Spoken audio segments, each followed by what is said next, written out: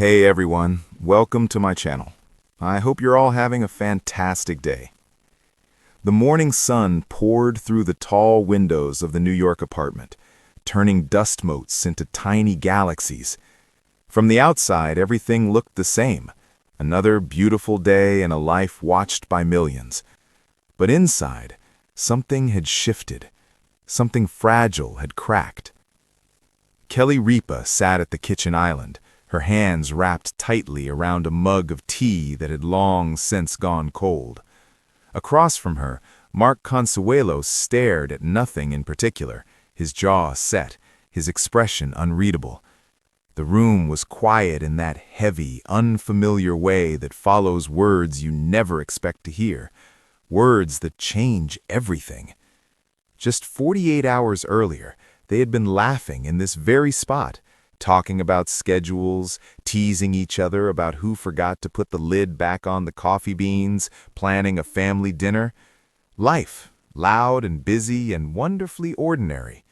Now time felt paused, as if the world itself was holding its breath. Kelly broke the silence first. "We'll get through this," she said softly, more to herself than to him. Mark nodded, but his eyes didn't lift. "I know. I just didn't think. Not like this." The diagnosis, carefully explained by calm voices in white coats, still echoed in both their minds. It wasn't shouted or dramatic. It didn't arrive with flashing lights or alarms.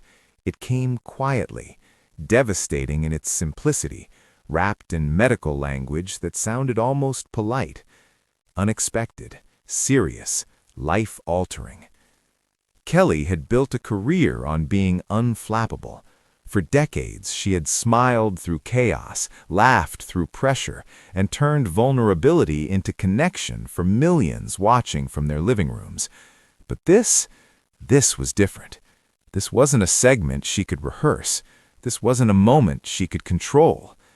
This was the man she loved, her partner, her constant. Mark finally looked up, meeting her eyes. "You don't have to be strong all the time," he said gently. That was when Kelly felt it, the sharp sting behind her eyes, the wave she'd been holding back since the doctor left the room. She stood abruptly and crossed the space between them, wrapping her arms around him, pressing her face into his shoulder. "I don't know how to do this. I don't know how to pretend everything's okay." "Then don't. Just be here." The news didn't stay private for long.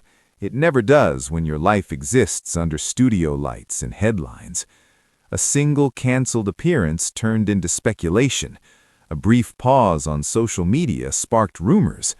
By the end of the week, whispers had grown into a roar. Fans noticed Kelly's eyes looked tired. Mark's smile, usually easy and warm, seemed carefully placed, like armor.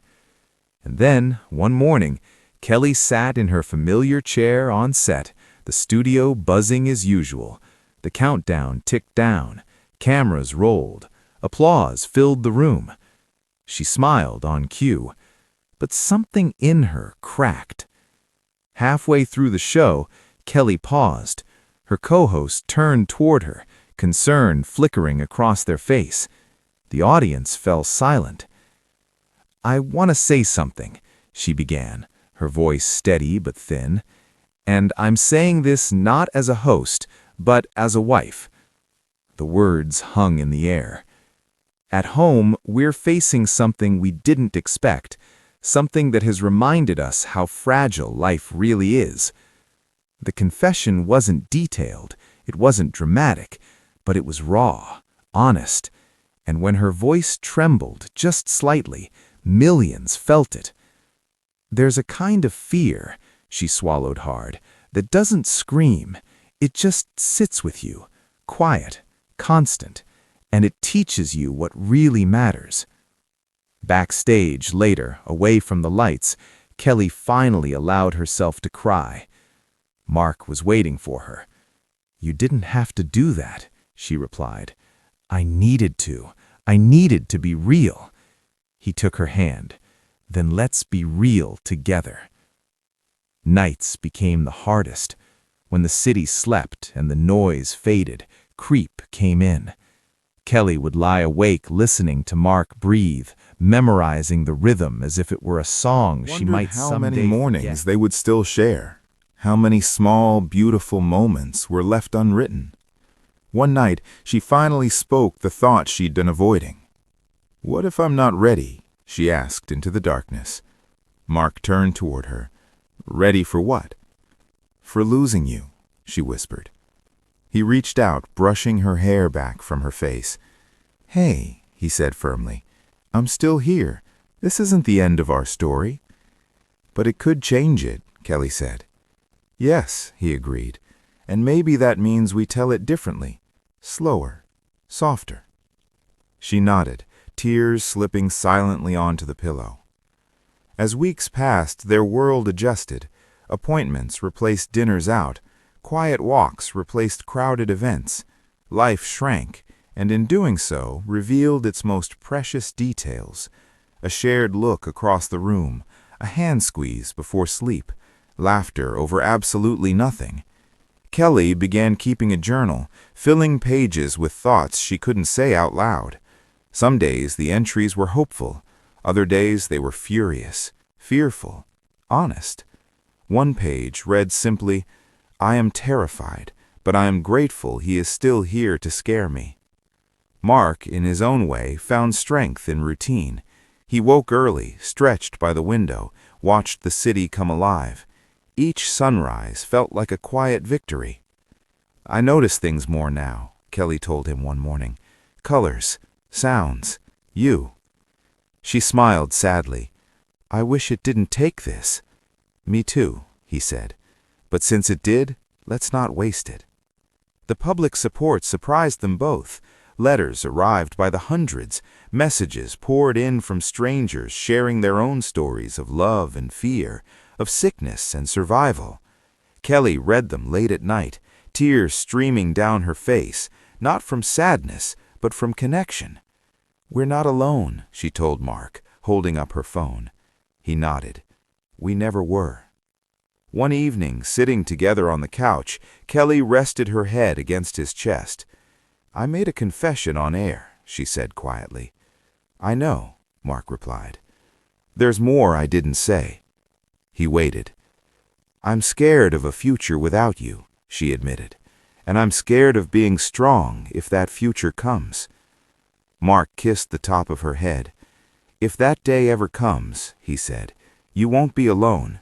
Not with the love we've built, not with the life we've shared." She closed her eyes, letting his words settle. Time didn't heal everything, but it softened the edges. Some days were good, some were unbearably hard, but through it all they learned a new kind of bravery, not the loud, performative kind, but the quiet courage of showing up anyway. Kelly still smiled on television, Mark still laughed with friends, but behind those moments was a deeper truth. Love doesn't disappear when fear arrives. It grows sharper, brighter. One night, long after midnight, Kelly wrote her final journal entry of the year. This was the year the lights dimmed, and somehow love shone brighter. "I don't know what comes next, but I know this. Pain taught me how precious joy really is." She closed the book and turned off the lamp. Mark was already asleep, his breathing steady. Kelly reached for his hand and held on. Because sometimes love isn't about knowing the ending. It's about choosing each other, again and again, no matter how uncertain the story becomes.